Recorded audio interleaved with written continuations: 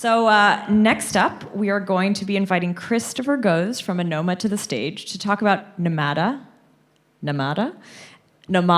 sorry, asset-agnostic interchain privacy. So welcome, Chris. Let's give him a hand.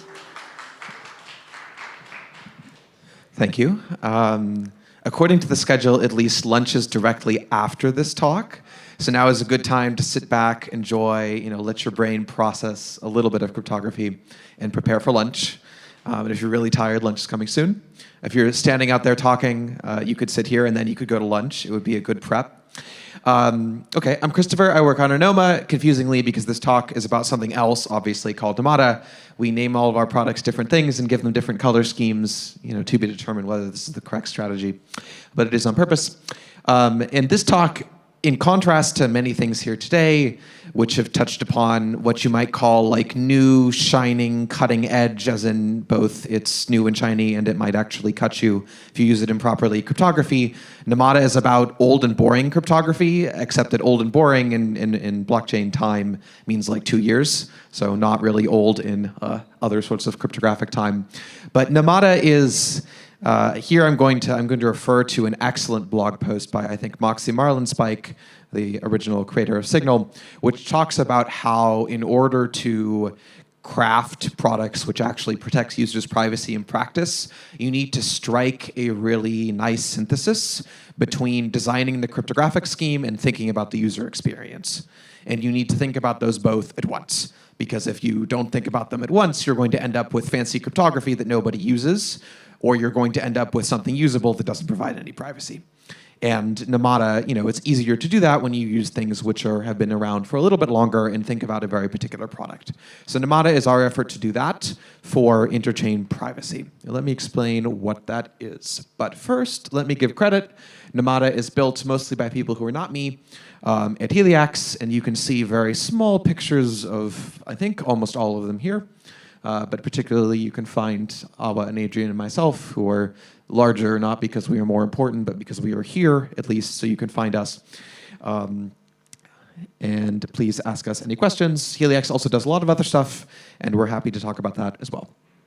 So I'm only going to spend one slide on this because I think it's preaching to the choir. But why does privacy matter? Why might you want to care about it or spend time designing systems which are private? I think there are more reasons than just protecting individual.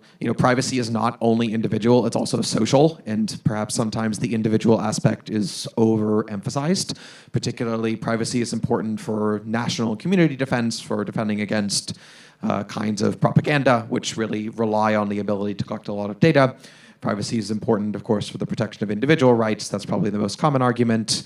I think it's important to protect against not only violations of sort of civil rights, but also surveillance capitalism leading to a kind of profit-driven nudging or mass propaganda, which doesn't in the individual instance necessarily seem so egregious, but can have pretty bad impacts over time. And last, but certainly not exclusively, at least, privacy is kind of the historical default. It's easy to forget that until recently, we didn't live in a world with nation states and great amounts of surveillance. And if you took someone from 50 years ago and plopped them in today, they would find this all very strange and wonder why we haven't overthrown our governments. And I've got to agree with them, to be honest. But, okay, so probably you're already convinced, and I don't need to convince you anyways. Let's talk a little bit about what choices would you have as a user if you wanted to get privacy today in blockchains? And of course, many of the things people have talked about today offer additional options that aren't on this slide. The slide only includes things that are live and in production. So far, users have had the choice of really two kinds of privacy options looking at the interchain landscape. They've had the choice of a sovereign chain, which reissues assets. Of course, first to the space, and really the pioneer of zero-knowledge proofs in this distributed systems context at all, was the Zcash project, then Ironfish, and some Ycash, forks of Zcash, other kinds of sovereign chains based as Zcash was on the Bitcoin monetary policy and sort of single asset, single blockchain mentality. issue their own assets. And at least at the moment, the only asset supported on Zcash, Ironfish, Ycash, these other chains is the native asset. So if you want to, you can achieve full transactional privacy using these systems, but somehow you have to get the native asset ZEC in the case of Zcash, and you have to use it. And that is comes with some trade-offs, which I'll discuss in a second. The other options available are privacy-preserving solutions which are built on some smart contract chain. So Tornado Cash, MASP, there's some others on Ethereum which offer usually not quite as good privacy as Zcash, mostly due to gas costs and just the difficulty of constructing these circuits and interoperating with the curves supported by Ethereum, but much better privacy than you would get using public Ethereum. But both of these options come with trade-offs. So if you, as a user, choose to use a sovereign chain which reissues assets, you have to use the asset. And often the asset is not the one that you want to use. Like, this is not a super complicated argument. In particular, the economic properties of Bitcoin, while interesting, are just awful for spending money. Usually you don't want to hold a very volatile asset. Deflationary monetary policy is an interesting economic experiment, but it's really like, it's not necessarily going to be correlated at all to the cases or scenarios or sort of everyday contexts in which you as a user want privacy in particular. And like transactional contexts, often you want privacy for payments or privacy for things that you're doing other than holding the asset. And this monetary policy is not really well suited to that. Privacy solutions on smart contracts chains are generally much more flexible with regards to which assets you can use, but they tend to offer less privacy than Zcash. They are more expensive, at least on average at the moment. And as we've seen recently, they're somewhat more vulnerable to censorship, both perhaps because there are real reasons they're more vulnerable to censorship, like the cost of censoring and the ability of, say, Ethereum block producers to deep censor Tornado Cash transactions are kind of, it's easier to do that. And also, I think the optics of smart contract privacy solutions, as opposed to baking privacy into a full system by default, make it sort of more likely to be censored based on the way these systems are understood at the moment. So what do users want? We postulate that users want simple, understandable privacy. They want it for any asset, most notably the asset they want to use, but we don't really know what that is. As systems designers, they want it to be fast and cheap and strong security guarantees. Users want everything. Of course they do. And then the final piece of this kind of puzzle of trying to sketch what the design problem is that users nowadays live on the interchain, which is this sort of ephemeral space of a lot of blockchains connected in a lot of different complicated ways with a lot of assets. It's all very heterogeneous, but users live there, so we have to go there. Users are going to use many assets. They're going to use them across many chains and many applications, and most relevantly with regards to how we design private systems, users are going to interact with those assets across those chains kind of like auto-magically, by which I mean there will be, of course, systems of bridges and messaging protocols mediating all of these interactions. There's a specific way in which it happens in practice, but users are not necessarily going to understand it all of the time. They are going to click buttons and deposit into bridges and send funds, and they're going to have an asset because they know assets, and they're going to want it in a place like an application place on another chain because they know applications, and they are going to click the buttons that gets their asset there. And a user is not going to think every single step of the way on like, what bridges are my assets being sent through? Do I lose privacy sometimes? What are the complex implications of this whole imperative execution chain? Users are just going to kind of click buttons and their assets will move. So we need to design for this world. If we want to provide privacy to users, we need to expect that they will not understand all of the functional details of how these systems work. Yeah, and adversaries are going to be smart, and they will target the weakest link. The weakest link is probably not your cryptography assumptions. They would be great if it was. Eventually, hopefully we get to that world. The weakest link is going to be a bridge. It's going to be an implementation bug. It's going to be like the query system by which users are fetching state. The adversaries are going to go after the weakest link. And the time to head off a future surveillance, as long as we're not already too late, is now. Okay, so this is what Namada is trying to do. Namada is trying to provide privacy to users in this interchain world, making these kind of very rough assumptions about how those users behave. And Namada has 3 phases of deployment, which I will outline in the rest of these slides, focusing mostly on the first.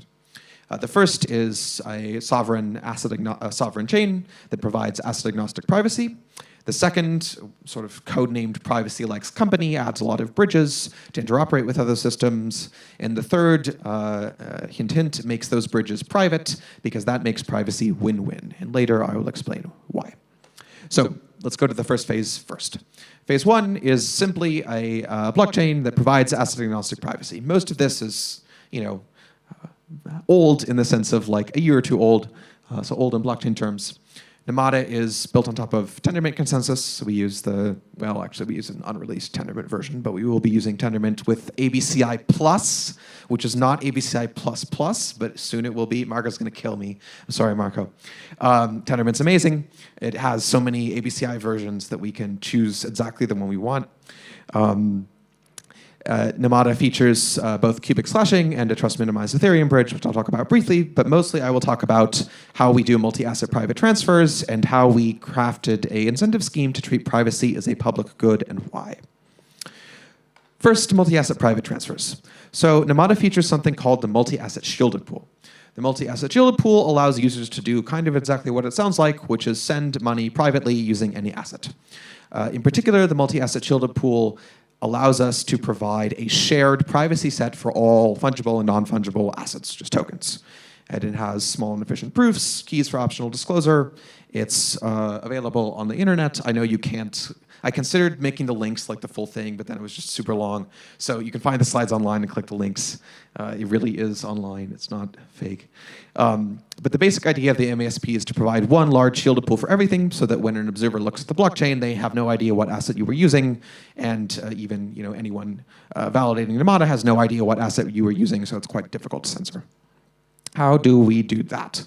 Well, basically, a way of summarizing how the multi-asset shielded pool mechanism works is it's like multi-asset privacy with just one weird sort of cryptography trick. The MASP starts from, as I said, old crypto, quote unquote, the sapling circuit. All of the really hard work in the sapling circuit was done by the electric coin company.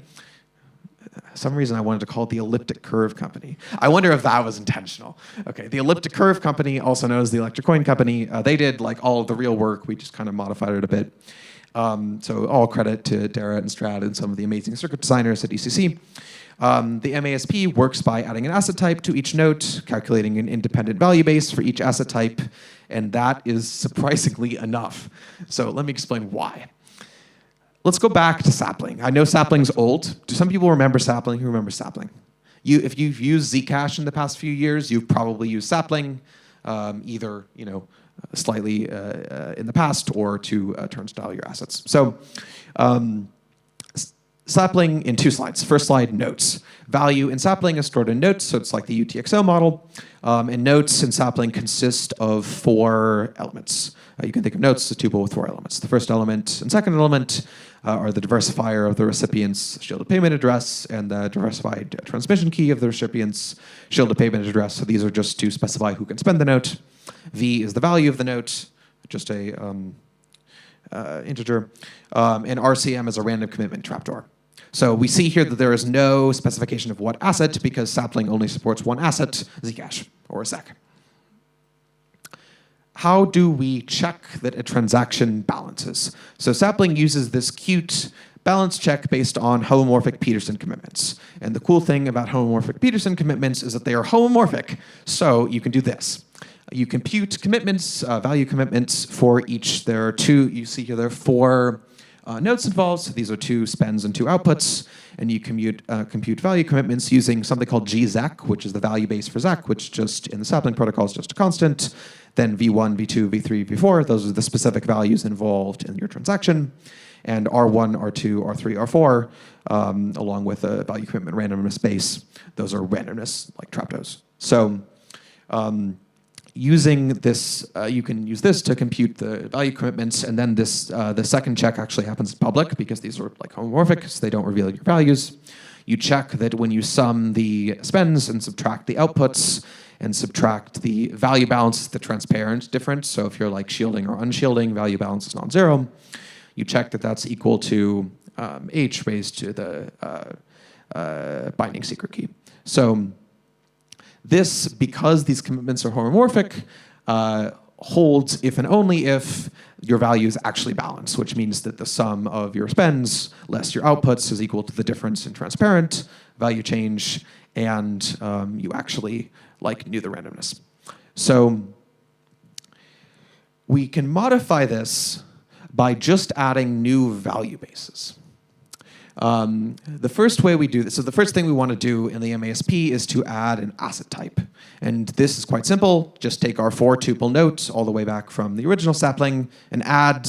We're actually going to create 3 things here because we need to do some user-friendly derivations. So we first start out with the asset name. And the asset name you can think of as like Bitcoin or Ethereum or like my fun penguin token. The asset name is the thing users are going to know and refer to the asset by. From the asset name, using, it doesn't really matter from the circuit's perspective, but using a hash function, we can derive the asset identifier, which is a 32-byte string, so a fixed-length string that uniquely identifies the asset. A slight caveat to this, or just a new point to note, which I'll explain in another slide, is that the asset identifier, not every 32-byte string is a valid asset identifier. We want it to be a Blake 2S preimage of a valid asset generator, so we use some simple rejection sampling to derive asset identifiers from asset names. And this just simplifies our life. Otherwise, it would be more annoying.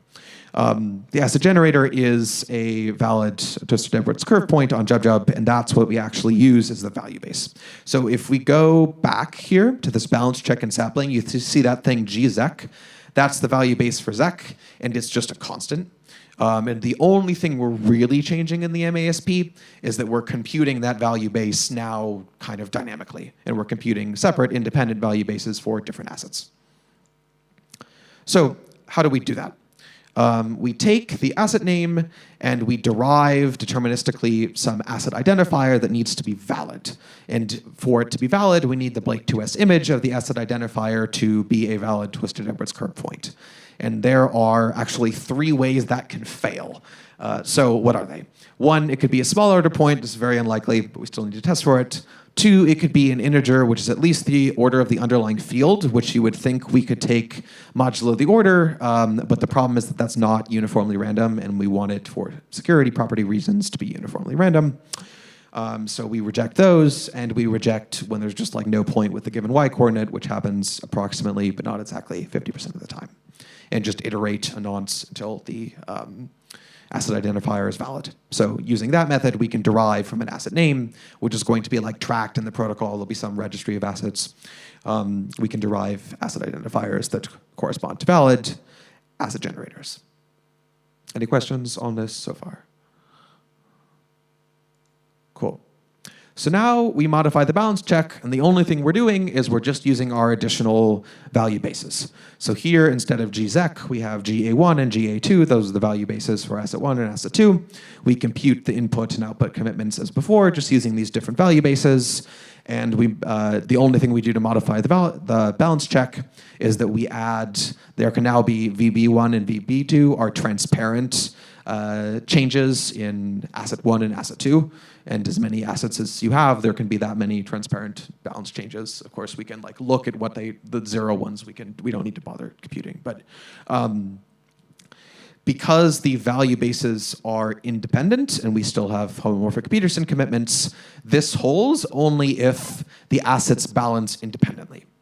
So if I have 5x and 5y and spend to create 5x and 5y, this first v1 minus v3 will check that 5x equals 5x, and the second v2 minus v4 will check that 5y equals 5y, which is the property we want. We want to check the balances are independently conserved. And the basic security property here is that assuming the elliptic curve discrete logarithm problem is hard, provers cannot obtain a relationship between these generators. So we have the kind of regular security here.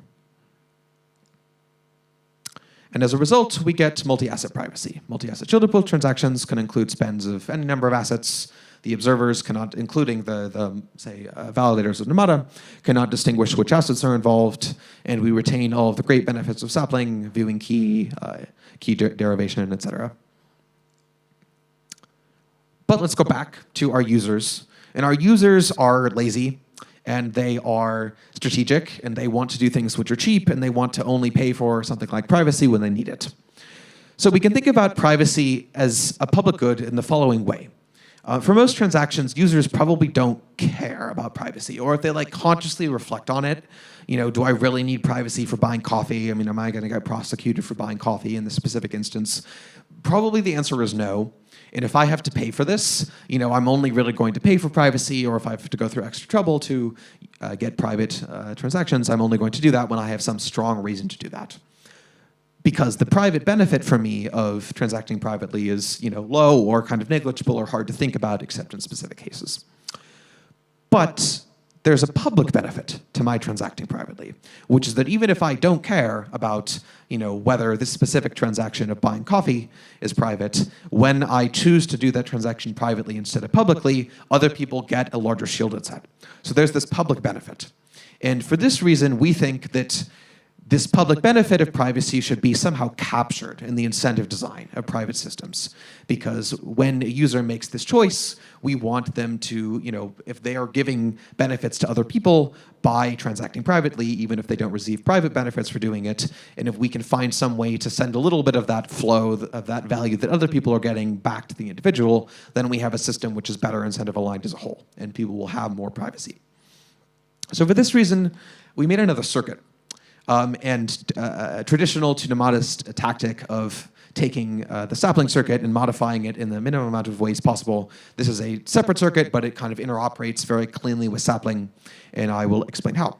So the basic idea here is that for designing incentives for private transactions is actually really hard for some pretty fundamental reasons. There are kinds of, you have to balance between wanting to design an incentive mechanism that gives people a reason to transact privately and not suddenly making yourself vulnerable to denial of service and not incentivizing garbage, because the thing you want to incentivize is like real transactions being private, and the protocol has no idea what a real transaction is. So it's like there's some fundamental impossibility there. But what you can do, which is slightly more limited, is incentivize value at rest being private, which means that if people keep value in the shielded pool, they can accrue some incentives. And if people sort of transact, there's a layer of indirection here, but if people are transacting privately by default and keeping their value in the shielded pool as a virtue of that, they will receive incentives for this. So we built a circuit called a convert circuit, which just does that. It distributes rewards proportional to the amount of a particular asset, and the length that amount has been in the shielded pool multiplied by some proportionality constant for the asset. This works by, it works by making assets non-fungible. But because we're in the shielded pool, we're okay with this because it doesn't entail loss of privacy. So basically we tag, in our system, we have quantized time, but it doesn't matter. You could also do this without it. We have proof of stake epochs, say once a day, and we tag assets with an epoch. So instead of it being like, X coin, it will be X coin epoch 1, X coin epoch 2. Users can use the convert circuit to upgrade their assets to the latest epoch, and when they do that, they can claim some rewards. So what this means is that assets earn a kind of, I'm not sure about this term. We're going to have to think about it. Yield is dangerous word. But assets earn a sort of privacy yield over time, which differs from DeFi yield in that it is risk-free. You're not like taking AMM, impermanent loss risk, or something else. It's just a subsidy for providing privacy for other users as a virtue of holding value at rest. And it's important to note that this is not, there are multiple kinds of privacy. So if you think about the zero cash style, Zcash style, and MASP style transaction models, you might care about privacy in terms of what inputs could your transaction potentially have come from. And this incentive mechanism is very good for that because it incentivizes value at rest, and value at rest corresponds pretty directly to potential inputs which your transaction could have come from. But you might also care about privacy, like how many people sent transactions within this 10-minute time window, and given that I sent a transaction, how big is my anonymity set there? This cannot be incentivized. So we can't provide that except indirectly by this incentive mechanism giving users a reason to have more transactions just be private in general.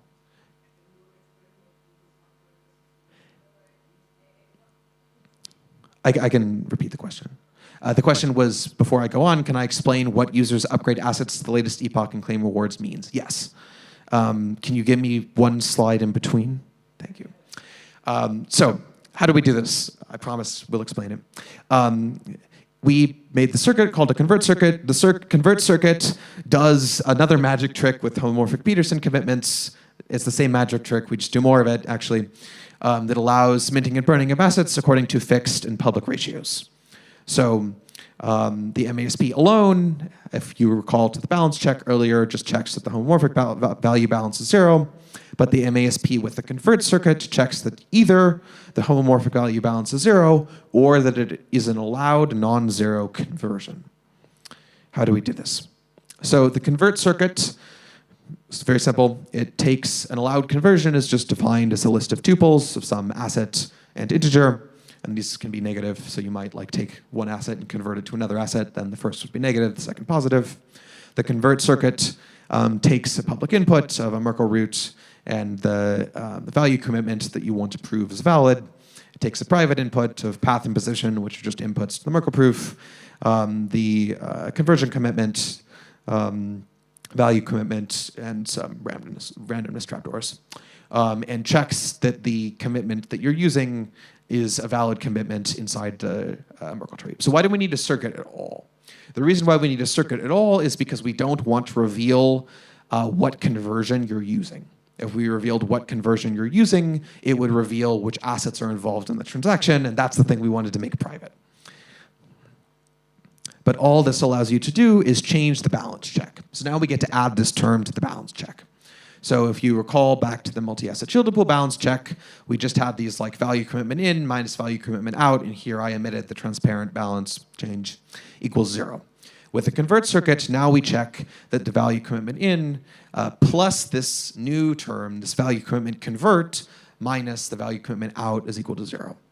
So this means that the difference here can be, because we have the CB convert term, and CB convert can be a valid value commitment for any conversion which is in the Merkle tree, which we just proved with the convert circuit. This means that the difference is allowed to be a multiple of an allowed conversion. And because, again, these are homomorphic commitments, we can check this while preserving privacy of the assets involved and which conversion, relatedly, which conversion was used.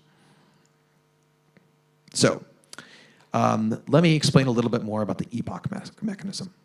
So the idea here is that when I, as a user, deposit assets into the shielded pool, those are going to get, you can think of them as getting tagged with the epoch. So I have Chris coin, right?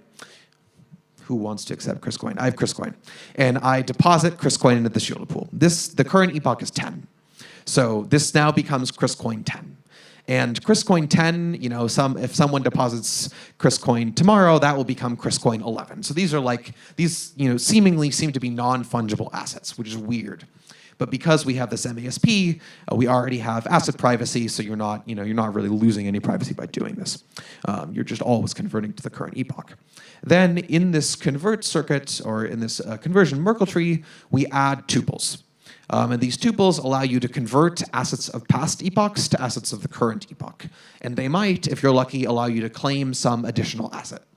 So particularly in Namada, we have a native asset called NAM, and NAM can be minted as, via some calculation, as rewards for keeping assets locked in the shielded pool. We do this with PD controllers, which I'm going to skip because I don't have enough time, but it's like EIP 1559++, just with an additional D term.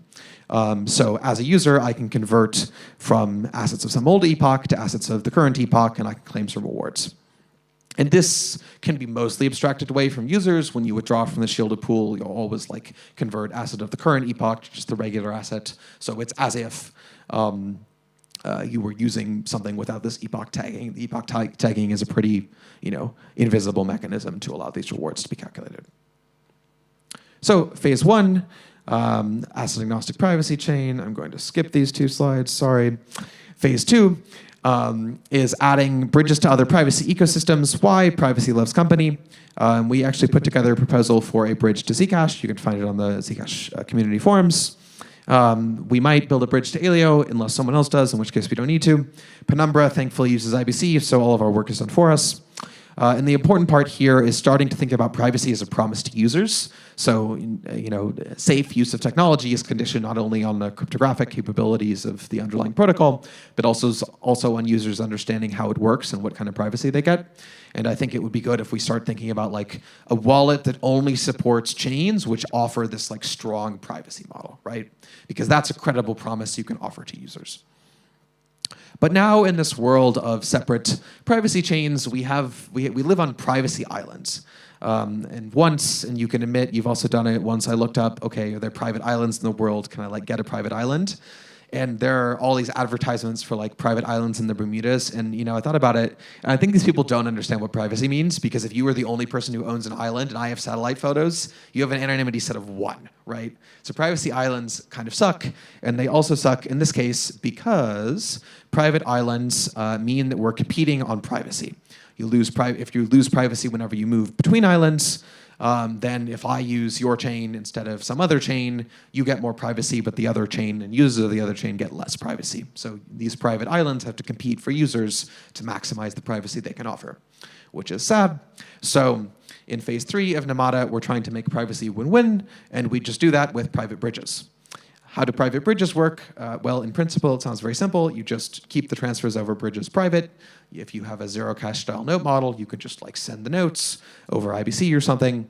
And this allows all chains to share a privacy set, which means that if I use one private chain, which is connected to another private chain, both their anonymity sets increase, which is great.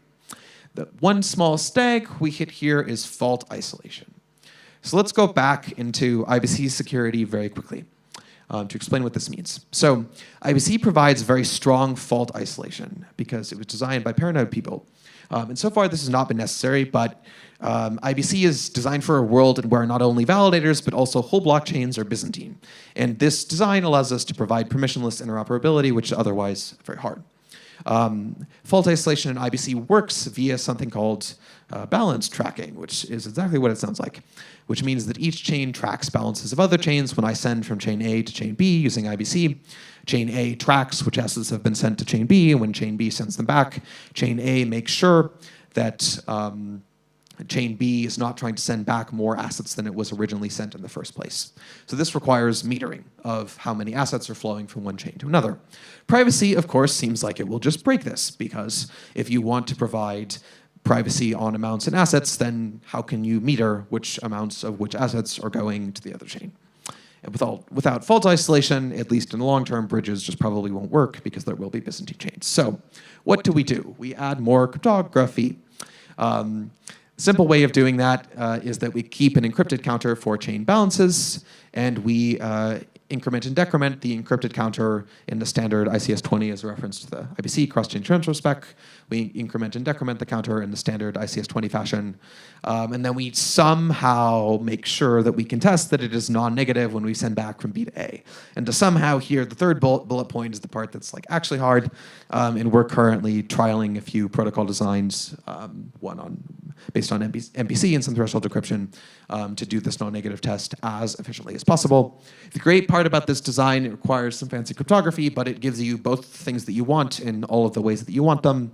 You retain full privacy, and you retain the full IBC standard fault isolation. So we actually do have a draft protocol for this on HackMD. I think you can find it if you click that link in the slides. Okay, very quick shout out. There's a Namada, I have 1 minute left. There's a Namada trusted setup. It's happening like very soon in a few weeks. Please participate in it. It would be super helpful. And hopefully phase 1 will launch later in the fall. Thank you. And I probably don't have time for questions, but thank you very much.